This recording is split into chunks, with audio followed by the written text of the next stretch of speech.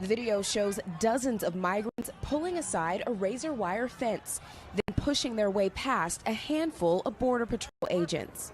The migrants were eventually stopped a short time later by a steel fence, where border agents and Texas DPS contained the situation and processed the 400 to 600 migrants.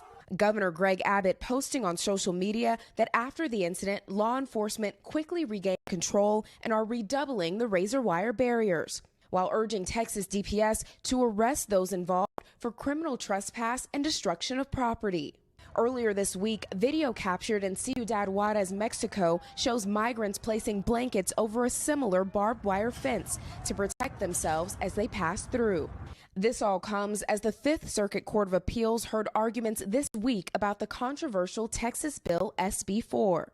The bill would allow local authorities in Texas to arrest migrants suspected of crossing illegally and empower state judges to order deportations back to Mexico. The Supreme Court allowed the bill to go into effect for hours on Tuesday, only for the law to be paused again upon appeal.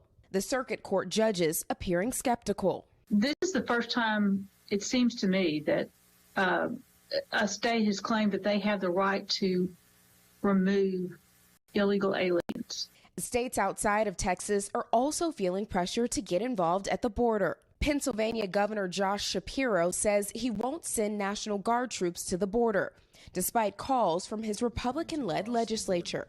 The last thing in the world I'm going to do is put the brave women and men of the Pennsylvania National Guard's lives at risk to be part of some political squabble at the border.